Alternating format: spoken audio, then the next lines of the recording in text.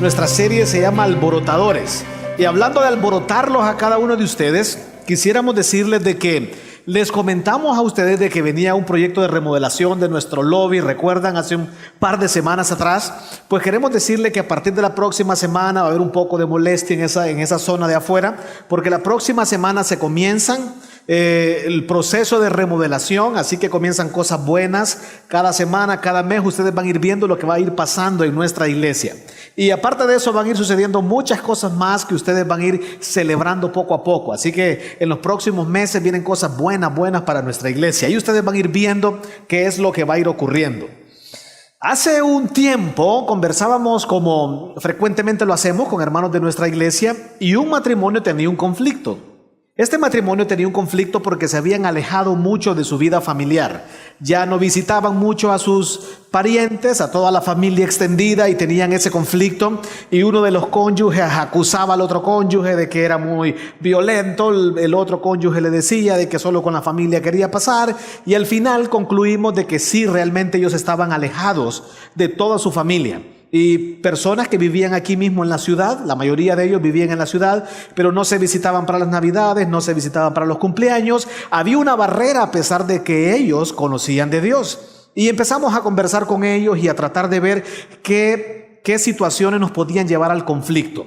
Y al final, después de escucharlos, él decía unas cosas, ella decía otra cosa, concluimos en un asunto. Y la conclusión fue lo siguiente: ustedes hoy están lejos de sus familiares porque tienen un problema de fe. Y ese problema de fe los ha alejado de su vida familiar. Ustedes tienen una fe que posiblemente está débil y necesitamos estimular para poder acercarnos a su vida familiar. Y les pusimos un par de ejemplos y en efecto ellos recuperaron la visión y comenzaron a acercarse a sus familiares, y hoy entiendo que varias de esas familias se reúnen aquí en nuestra iglesia. Eso es una bendición.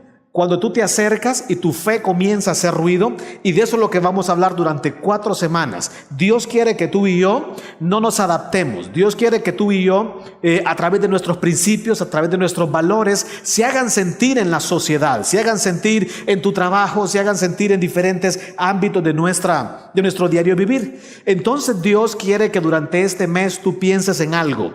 ¿Qué tan valiente está siendo mi fe? Esa es una buena resolución que tú tienes que descubrir durante estas 4 semanas. ¿Qué tan valiente es mi fe?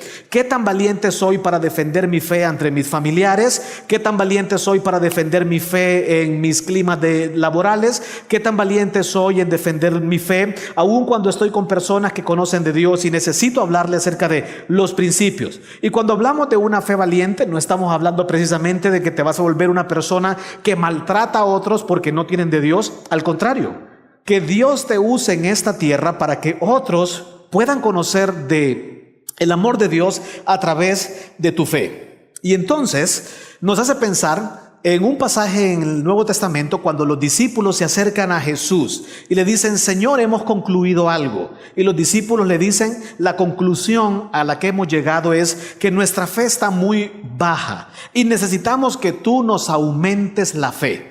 Eso es un principio que está en el Nuevo Testamento y lo encontramos en Lucas 17:5. Los discípulos se acercan a Jesús y le dicen: Señor, esta es la oración, esta es la petición que queremos darte a ti. Aumentanos por favor la fe. Necesitamos que nuestra fe sea distinta. Y si tú te fijas, durante todo el Nuevo Testamento, ese fue un conflicto que los discípulos tuvieron.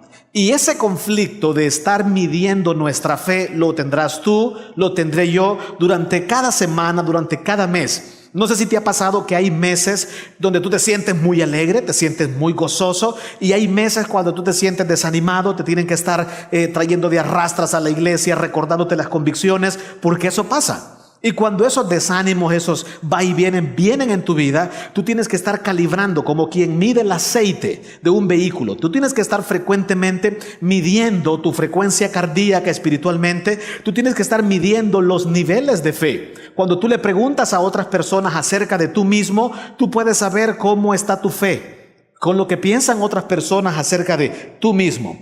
En una ocasión, hay un hombre en la Biblia llamado Elías, que de él vamos a hablar durante los próximos minutos. Hay un hombre llamado Elías, se encuentra con un rey llamado Acab. Y este rey le dice: Elías, Me he dado cuenta que tú eres el alborotador, que anda alborotando Israel. Pasajes como esos son animantes. Son animantes porque una autoridad civil dice, yo reconozco que este hombre se ha vuelto una amenaza para nosotros. Este hombre, la fe de este hombre, su carácter religioso, llámese así, está causando un caos en la ciudad. Y viene y lo confronta.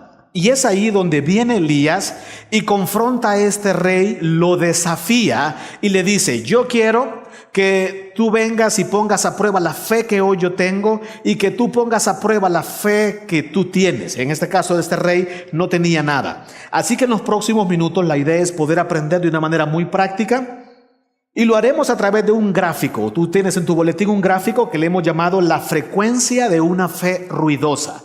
Y cuando hablamos de la frecuencia de una fe ruidosa, este ejercicio nos va a ayudar. La frecuencia es que la fe tiene que ver con cada semana, la fe tiene que ver con cada día, la fe tiene que ver con cada mes, es algo frecuente. La frecuencia es una valoración que tú tienes que estar haciendo, algo cotidiano que va a estar ocurriendo en cada uno de nosotros. Y la idea es que mientras graficamos podamos ir aprendiendo un poco de la vida de Elías. En primer lugar, tú tienes en tus notas algo como esto, la fe.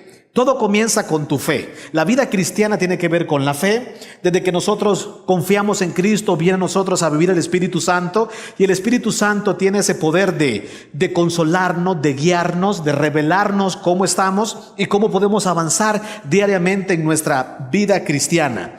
Y esto es lo que sucede con Elías. Elías está viviendo uno de los mejores momentos en su vida como profeta. Está en lo mejor. Y puede ser que tú te sientas aquí hoy como Elías, donde tú dices, me siento muy animado hoy en mi vida cristiana. Siento un gozo que ya días no vivía. Y entonces lo que va a ocurrir con Elías es lo siguiente. Va a tener un pico muy alto, va a tener un momento muy grande en su vida, de los momentos más cruciales. Y la idea es que en tus notas tú le puedas poner allí los 450 profetas. ¿Ok? ¿Qué significa estos 450 profetas en tu gráfico? Estos 450 profetas representan un milagro. Estos 450 profetas en la vida de Elías representan un episodio bullanguero, un episodio de mucho desafío, un episodio de provocación. Viene este hombre llamado Elías y le dice al rey Acab, ¿sabes qué me he dado cuenta? Que tú eres un rey que provoca y estimula la idolatría. Así que yo te desafío en el monte de Carmelo y yo quiero que tú vayas con los profetas de Baal, ya que tu esposa y tú promueven al dios Baal. Yo quiero que vayamos a ese monte y te desafío a que tengamos 2 toros. Y en primer lugar ustedes toman ese primer toro y le piden al dios Baal que pueda descender fuego, a ver si eso es real. Yo los desafío que ustedes puedan hacerlo. Y después yo haré lo mismo y miraremos cuál es el Dios verdadero. Y la historia dice que este rey acepta el desafío. Y cuando llegan al monte Carmelo, ya te imaginas 450 profetas, cualquier cantidad de personas que si lo lee detenidamente promovían casi que el satanismo, la idolatría. No era un Dios, y si no es el Dios verdadero, pues ¿qué más que pensar eso? Y estaban allí estas personas, 450, estoy seguro que habían muchos espectadores en el monte Carmelo. Y dice la Biblia, cuando tú lees esta historia en el libro de Reyes, capítulo 19, puedes leer del verso 17, dice la historia que comienzan estos profetas, ponen su toro, allí ponen su toro y comienzan a llamar y a proclamar al dios Baal. Y empiezan a clamar a su Dios 20 minutos, 1 hora, 2 horas. Y clamaban al dios Baal.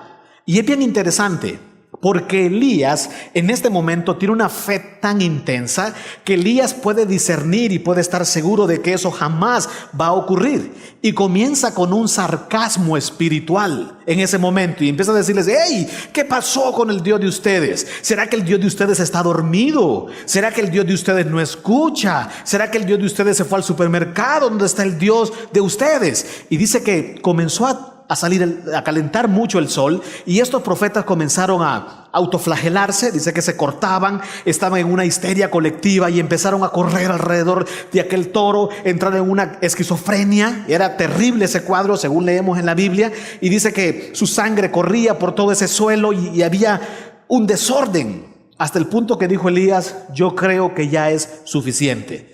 Por favor, pasemos al otro cuadro. Vamos al cuadro del Dios de dioses. Y dice la Biblia que Elías viene y reta entonces y les dice: ok, traigan el toro que yo pedí. Y ponen el toro, vamos a partirlo en pedazos, y dice: mójenlo, por favor. Tomen agua, mojen el toro. Pero no solo eso, dice: no quiero que en un futuro después digan que en YouTube pasen este milagro, dice Elías, y digan que yo hice un truco. Así que hagan un zanjo alrededor, por favor, hagan unos surcos y abren unos orificios alrededor del toro y llenan de agua, mucha agua alrededor del toro. Y dice que ese sacrificio estaba listo. Y comienza Elías con una fe intensa. Como hay momentos donde tú has estado allí, hay momentos que tú desafías al mismo Dios y le dices: te voy a pedir esta petición porque yo sé cuán poderoso eres y tú me vas a contestar. Con esa intensidad, Elías comienza a orar. Y dice que cuando empieza a orar, Dios desciende un fuego que la Reina Valera dice que lamió. Esa es la figura de lamió. Absorbió absolutamente el agua y consumió inmediatamente aquel toro. Y ya te imaginas la cara de los 450 Baales. Pero no solo hizo eso Elías. Ahora dice: no me dejen que se vaya ninguno de ellos. Y dice que toma el cuchillo y decapitó. Acabó con la idolatría en ese momento. ¿Te das cuenta el nivel de fe? Muchos de nosotros estamos allí, muchos de nosotros hemos estado allí, pero no solo eso. Mira cómo continúa la historia. Dice la Biblia que Elías tiene otro episodio de intensidad. Su fe está creciendo increíblemente. Y aquí había, dice la Biblia, una gran sequía. Había una gran sequía allí mismo, en ese territorio. Y viene Elías y dice: ok, ¿hace cuánto no llueve? Hace mucho tiempo. Cuando tú tienes una fe intensa, lo que va ocurriendo es que te encanta encontrarte con los problemas. Te fascinan los problemas y ves los problemas como oportunidades para mostrar a Dios. Y ves los problemas y ves las complicaciones como oportunidades para dar a conocer a Dios. Y toma esta sequía y dice que se va al monte a orar a Dios. Y cuando se va al monte, dice la Biblia que él toma su cabeza, la pone entre sus piernas y comienza a orar. Eso es una actitud de mucha dependencia. Lo que dice la Biblia es que a pesar que cuando tú estás en la mayor intensidad de tu fe, la mayor intensidad de tu fe tiene que ver con la posición no solo de tu cuerpo, sino de tu corazón. Elías está rendido allí. Puede ser que tú hoy tengas un problema muy difícil y necesitas no solo inclinarte con tu cuerpo, sino con tu corazón. En una dependencia muy intensa de Dios, dice Elías que toma su cabeza y está en rostro a tierra y le dice a su criado. Ponga atención a esto porque la Reina Valera dice su criado o su asistente.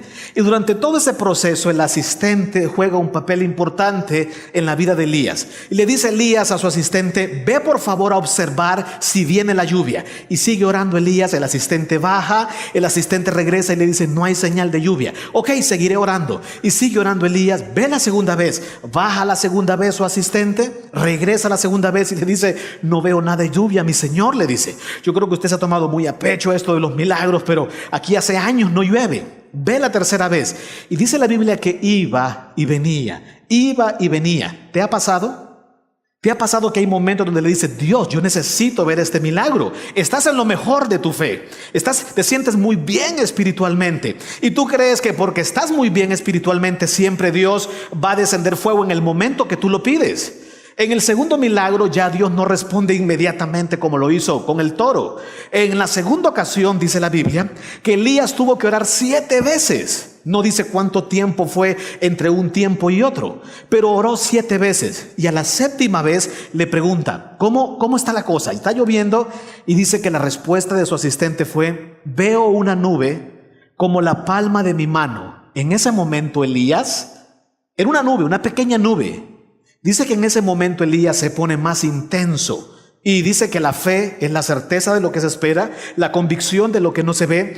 Y Elías se pone de pie y le dice ve a decirle al rey, porque el rey estaba comiendo en la historia, ve a decirle al rey que tome su carruaje y que por favor vaya lo más rápido que pueda a refugiarse, porque viene una tormenta como nunca antes vista en la tierra. Y en ese momento sale su asistente, va donde el rey y le dice: rey, ¿se acuerda aquel hombre que degolló a los 400 profetas, 450 Baales? ¿Se acuerda el hombre que descendió fuego? Ese mismo hombre es mi jefe. Y ese mi jefe dice que salga corriendo en este momento porque viene la tormenta más grande del mundo. Y dice la Biblia que el rey obedece. Y el rey toma su carruaje. Pero mira lo que ocurre.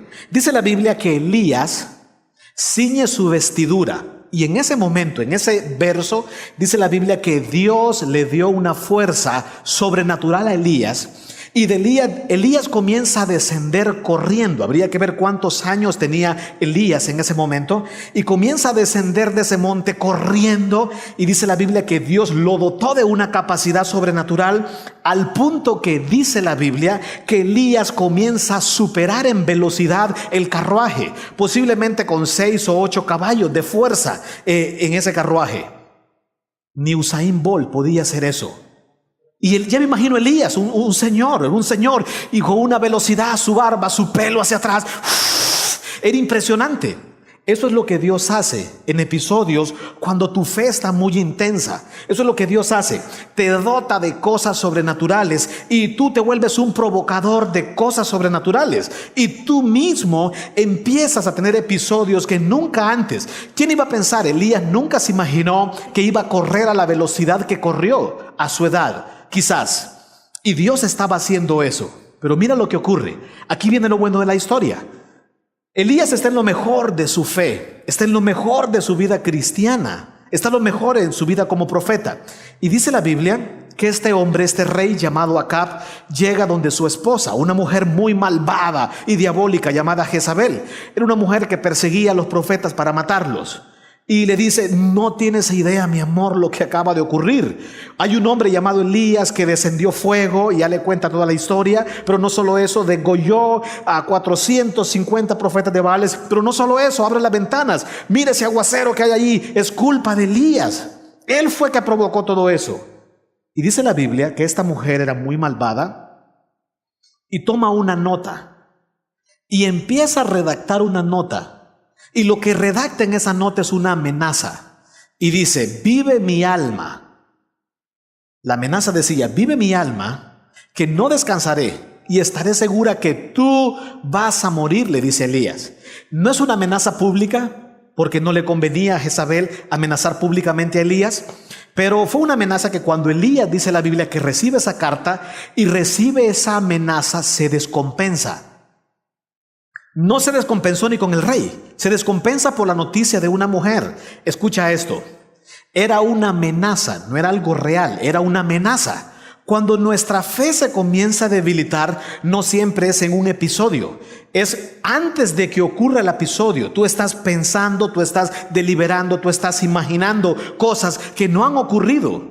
Elías ya había pensado futuramente de manera positiva para creerle a Dios, pero en este momento está pensando de manera negativa que esta mujer lo va a matar. Y dice la Biblia que con la misma velocidad que usó para correr y bajar de ese cerro, de esa montaña, comienza a correr sin dirección, comienza a correr como loco, comienza a correr y llega a un enebro. Y en esta historia viene lo bueno, viene el momento donde Elías tiene una caída espiritual, y a esto le llamaremos la cueva. Y Elías va a ir a una cueva. Mira cómo viene la vida de Elías. Elías comienza de victoria en victoria, y aquí va a tener uno de los picos más bajos. Aquí tuvo picos altos en su vida espiritual, y aquí viene y tiene una caída en su ánimo. Y lo que ocurre en su vida, ¿sabes qué fue lo que ocurrió? Elías en este momento, a partir de aquí, cae en una depresión. Elías cae en una depresión.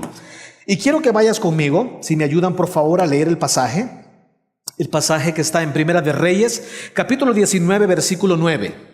Allí llegó a una cueva donde pasó la noche. El Señor le había hablado a Elías, entonces el Señor le dijo: Elías, ¿qué haces aquí?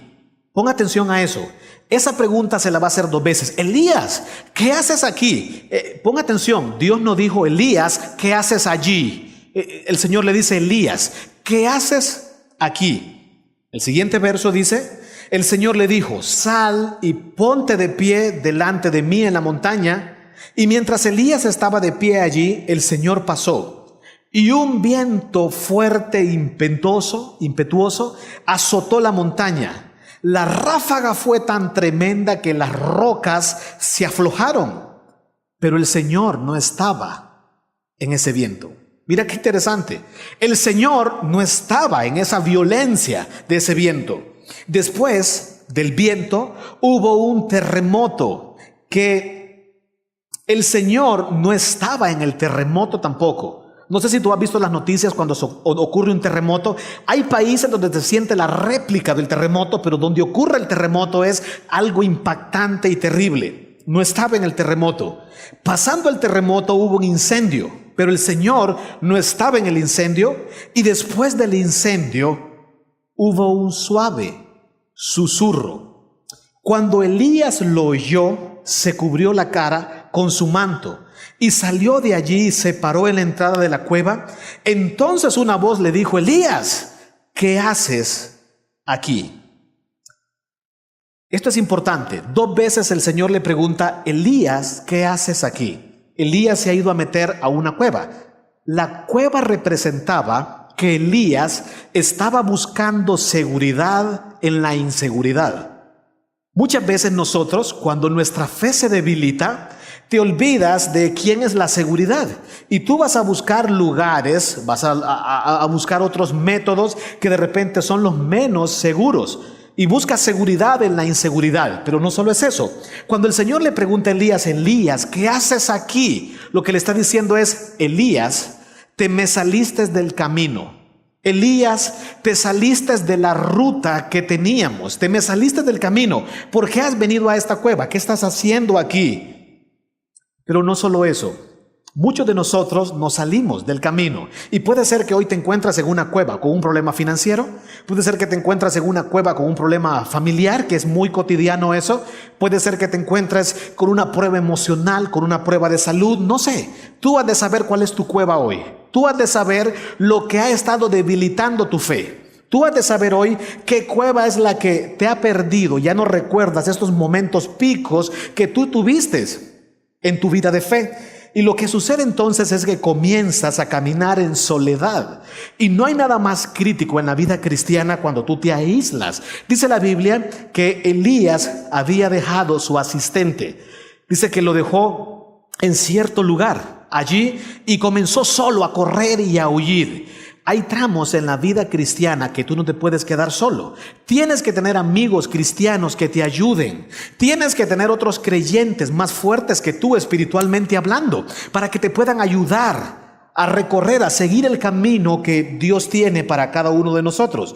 Y en la cueva lo que ocurre es que sobredimensionamos la situación. ¿Sabes por qué la sobredimensionamos? Porque todo está en tu mente. La cueva es como la mente. Tú no estás viendo nada de lo que está ocurriendo afuera. Elías no podía saber qué es lo que estaba ocurriendo, pero dentro de esa cueva oscura, dentro de esa cueva que estaba posiblemente helada, con frío y con ruidos, Elías estaba siendo atormentado. Imaginariamente él estaba siendo demolido, estaba siendo acabado por su imaginación. Esa mujer va a venir, esa mujer va a hacer esto aquí y allá. Y dice la Biblia que Elías, antes de estar en la cueva, le había dicho al Señor, Señor, yo he tomado una decisión, mejor mátame. Yo creo que lo mejor para mi vida es que tú me mates. ¿Te das cuenta las actitudes fatalistas que nosotros podemos tomar en nuestra vida cristiana? Cuando acabamos de recorrer momentos importantes, personas dicen, se acabó mi vida familiar. Mi vida familiar, ya no puedo seguir con mi vida familiar. Yo ya me rendí con mi finanzas, yo ya me rendí con mi vida espiritual. Yo me rindo, ya he hecho muchos intentos y me rindo. Estás en lo profundo de tu cueva. Estás en lo profundo de la cueva. En lo profundo de la inseguridad. ¿Y sabes cuál es el problema de esa cueva? El problema de esa cueva es que has perdido perspectiva. Cuando tú pierdes perspectiva y te aíslas y te metes en tu cueva, dejas de ver las misericordias de Dios que son todos los días. Dejas de ver los milagros que son todos los días. Porque estás aislado, estás desconectado de Dios. Y Elías en ese momento, él pensaba que estaba huyendo de Dios. Aún en la cueva, yo quiero que Dios se desconecte de mí. Pero hoy en la cueva, su amor penetra esa cueva. Y su amor está allí en esa cueva. Y le dice, Elías, necesitamos hacer algo. Necesitamos sacarte de ese hoyo y necesitamos que tú salgas de allí. Ahora, piensa en esto. Cuando el Señor le dice, Elías, ¿qué haces aquí? Aparentemente viene la recuperación de Elías. Pero hay un punto importante en la historia. Dice la Biblia que Dios se le aparece en un viento fuerte. Si tú lees despacio, lo que dice la Biblia era un viento huracanado. Leyendo despacio ese verso, cuando dice un viento huracanado, un viento fuerte, hay una versión, si tú lees en unas 5 versiones este mismo pasaje, hay una versión que dice que era un viento que las rocas se partían. ¡Bum! Eso es suave. Por si los que se estaban durmiendo. No. Pero realmente era duro lo que ocurría ahí. Imagínate el ruido más grande. O sea, y él en su cueva. Y ¡bum! Se escuchaban las rocas partir. Se levantaban los pedazos de roca, caían contra otros. O sea, cualquiera tiene miedo. Y dice la Biblia que Dios no estaba allí. Pero ¿quién provocaba eso? Dios. Dios a través de su poder le estaba diciendo a Elías, ¿recuerdas mi poder? ¿Ves cómo es mi poder? Pero yo no estoy allí. Y dice la Biblia, que después de eso lo que hubo fue un terremoto. Se partió todo eso.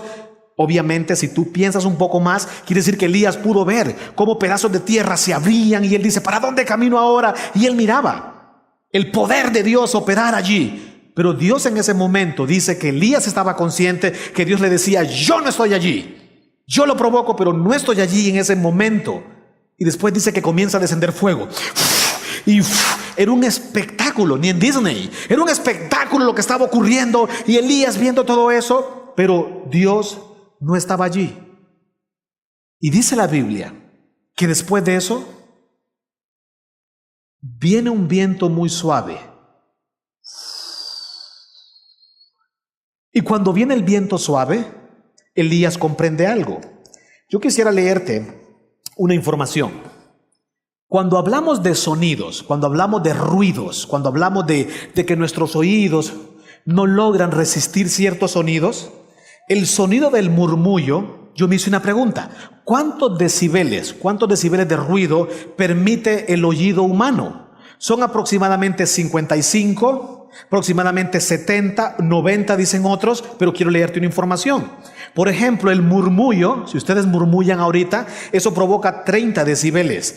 Tiempo de límite, el oído puede escuchar eso sin límite. ¿Ok? La lluvia provoca 50 decibeles. Tú escuchas la lluvia, por eso hay personas que dicen, ay, yo me compré una cascada porque parece lluvia y me relaja la lluvia. Dice el estudio que puede el oído escuchar permanentemente eso. Una lavadora. Tú sabes que a veces hay una lavadora que trae un tornillo y dugu, con los jeans, dugu. Dice que eso tiene 60 decibeles. El oído lo puede escuchar por 8 horas consecutivas.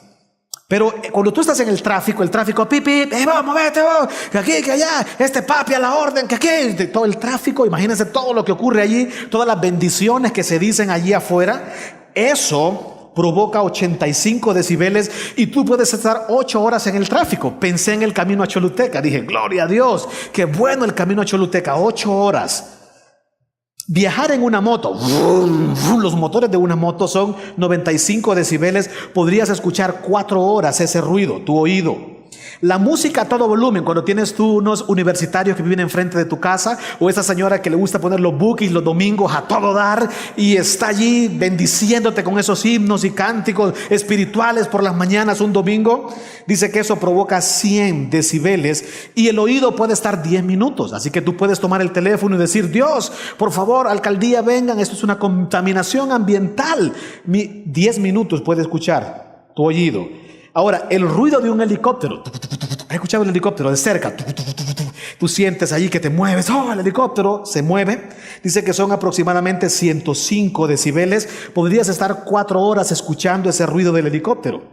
La sirena de emergencia, tú escuchas la sirena y estás enfrente de la sirena, es muy fuerte, 120 decibeles. Podrías estar 7 minutos escuchando eso. Un avión, las turbinas de un avión. Ahora tú comprendes por qué las personas que están allí dando vías y organizando en los aeropuertos tienen que andar con una protección, porque tiene aproximadamente 140 decibeles. Eso es un ruido muy peligroso. Y aquí comienza lo bueno. Hay ruidos que son muy peligrosos que podrían hacer que se descompongan o se desintegren tus órganos internos de tu cuerpo. Hay ruidos que provocan taquicardia. Hay ruidos que pierden el descontrol absoluto en tu vida. Una conversación, 60 decibeles. Una licuadora, tú haces el licuado, una licuadora, 80 decibeles. Un tren, 100 decibeles, una motosierra. Tú has estado en el bosque, una motosierra, 110 decibeles. Disparar una escopeta, nunca lo vayas a hacer según esta información, 140 decibeles. Tienes que estar con protección cuando disparas esa escopeta. Ahora escucha esto, respirar. Cuando tú respiras, solo tú te escuchas, pero a veces nosotros escuchamos al que respira. Cuando mi amor, te estás muriendo, estás bien, no te escucho respirar. Le pasa a uno con el primer niño a uno le pasa, no está respirando, está muriendo. Y el niño tal vez que estaba con un poquito de Gerber ahí, que estaba mal. Y la respiración son aproximadamente 10 decibeles. Pero escucha esto, susurrar son 20 decibeles. Podrías estar escuchando y escuchando. El susurro es algo maravilloso, relajante, agradable para tu cuerpo, para tu vida. Y eso es lo que comenzó a hacer el Señor con Elías. Comienza a susurrarle, le dice, tengo el poder para los terremotos, tengo el poder para partir las rocas, tengo el poder para esto, tengo el poder para aquello. Pero el poder que tú necesitas hoy es escucharme, Elías.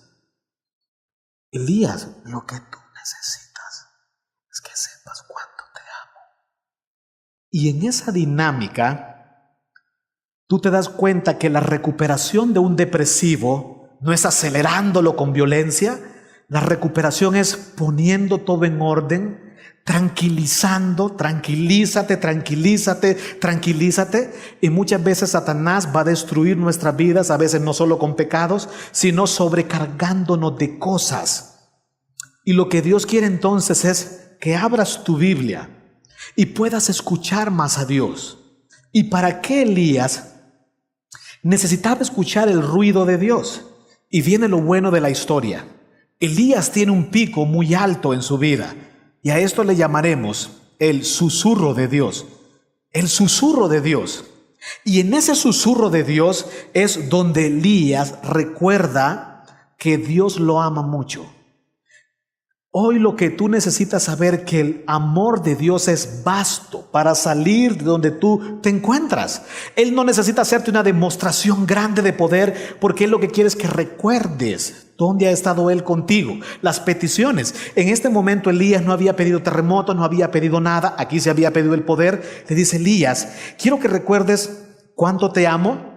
A través de ese susurro Dios nos recuerda que Él puede ayudarnos, Pero a través de ese susurro, escucha esto, una de las dinámicas de Dios es, te susurro, tú me escuchas para que tú me hables. Es porque Él quiere escuchar nuestra voz de nuevo.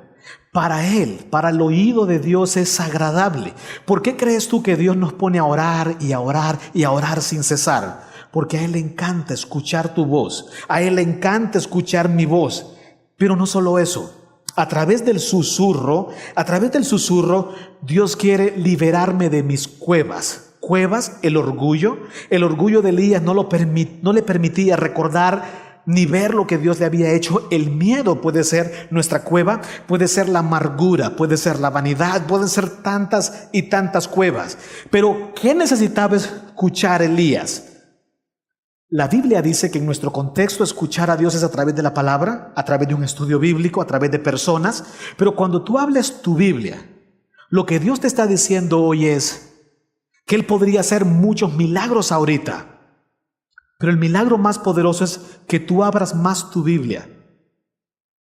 Y que en esos tiempos sin ruido, que tú te asegures de que no hayan decibeles fuera de lo normal, sino que sea el momento necesario y exacto para que tú escuches la voz de Dios. Y la palabra de Dios dice que es más viva y eficaz.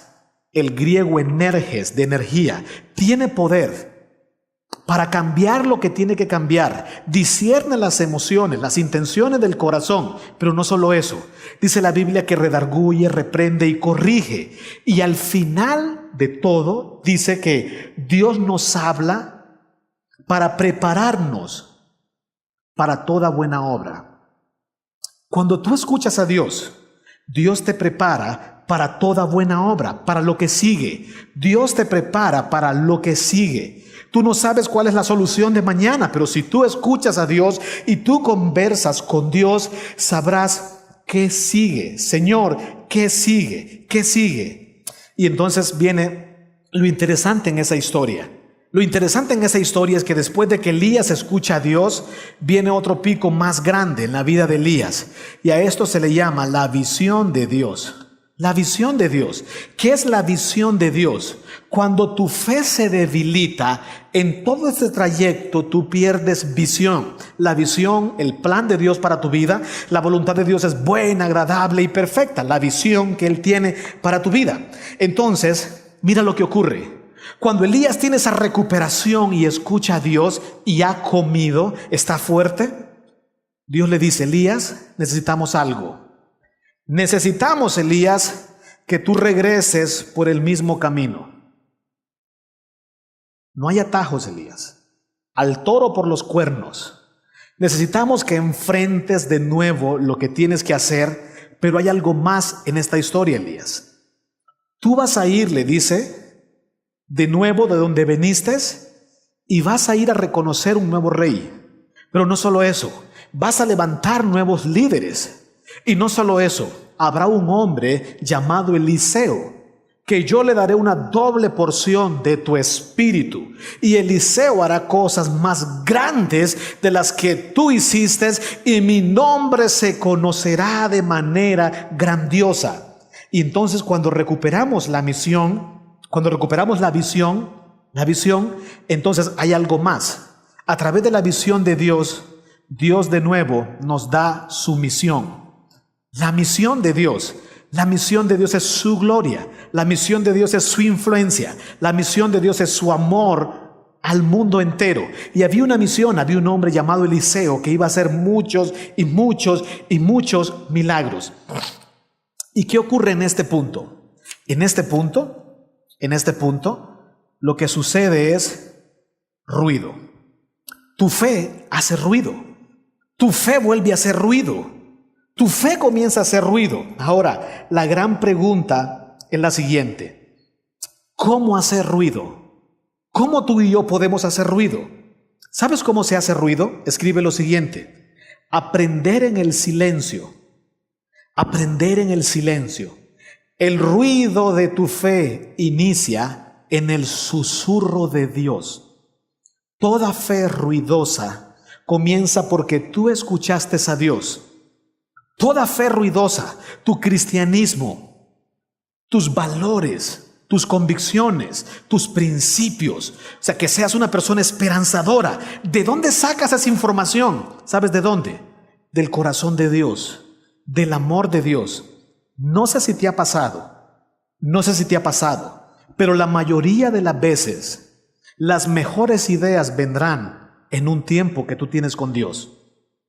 ¿Tú quieres ser un mejor esposo, una mejor esposa, un mejor hijo, un mejor empleado, un mejor ser humano en esta tierra? Vendrá del corazón de Dios. Fue en un momento que tú estuviste a solas con Dios, escuchando a Dios. Quiero llevarte al verso 15. Entonces el Señor le dijo: regresa por el mismo camino que viniste y sigue hasta el desierto de Damasco. Cuando llegues allí, unge a Hazael para que sea rey de Aram.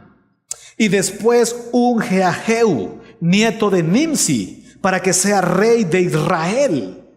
Y unge a Eliseo, hijo de Safat, en la tierra de Abel Meola, para que tome tu lugar como profeta. Y viene algo más poderoso en la vida de Elías.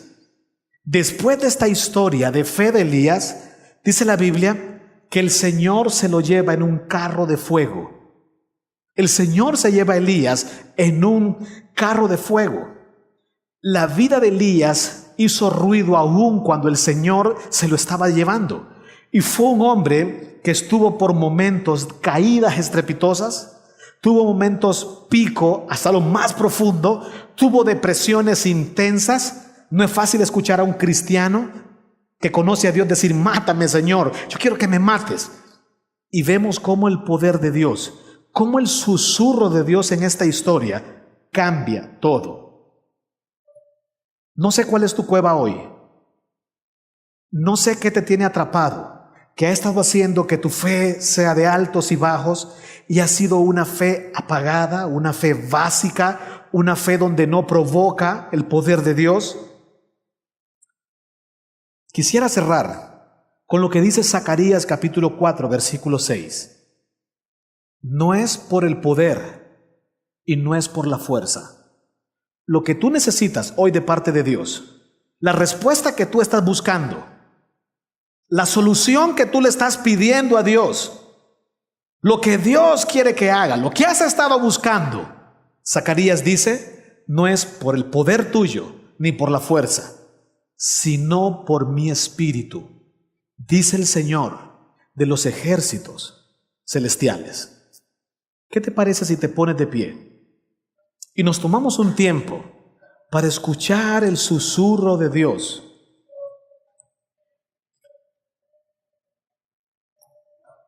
Quisiera pedirte, si eres tan amable, que puedas inclinar tu rostro.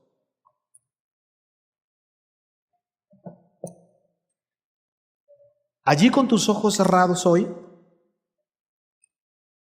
quisiera preguntarte, si Dios te preguntara como le preguntó a Elías, Elías, ¿qué haces aquí? ¿Qué interpretarías por aquí? ¿Cuál sería tu aquí hoy? ¿Cuál sería tu cueva? ¿Cuál sería ese momento profundo o cuál sería ese fondo que has tocado? Esto es importante, que tú lo reconozcas. Elías en su momento reconoció. Es bien interesante, porque hoy lo que te dice Dios es que no va a preparar un atajo, no va a rediseñar un nuevo camino. Lo que Dios te dice es, vas a regresar por el mismo camino, pero con mi poder. Vas a regresar por el mismo camino, pero con mi dirección. Vas a regresar por el mismo camino, pero con mi voluntad clara en tu corazón y en tu mente. Vas a recuperar el propósito que habías perdido. Al final, cuando nuestra fe se tambalea, lo que hemos perdido es propósito. Y cuando se pierde un propósito es porque perdiste la misión. ¿Y cuál es tu misión? Tu misión es la misión de Dios. Dentro de la misión de Dios tú encontrarás otras misiones que tienes en esta tierra. Pero la misión que Dios tiene para tu vida es que seas un hombre y una mujer de fe, que le habla a otras personas del amor de Dios, que entrena a otras personas haciéndolos discípulos de Jesucristo, que ayuda a otras personas a enseñarle las cosas que Él manda. Allí radica la felicidad de un ser humano. Ese es el punto exacto de la plenitud de un cristiano. Señor, síguenos hablando. Te pedimos que hoy, Señor, regresemos a nuestras casas convencidos de que ese momento de silencio es necesario en nuestras vidas. Queremos regresar a nuestras casas, Señor, y tener una semana diferente, donde en nuestra semana hayan espacios donde estaremos con una Biblia frente a nosotros, escuchándote. Y estamos seguros, Señor, que escucharemos episodios de ruido en la vida de cada uno de ellos. Gracias, Señor, por tu amor. Gracias porque tú dijiste que tus misericordias eran nuevas todos los días. Por eso es que nuestra fe debemos de utilizarla todos los días, Dios.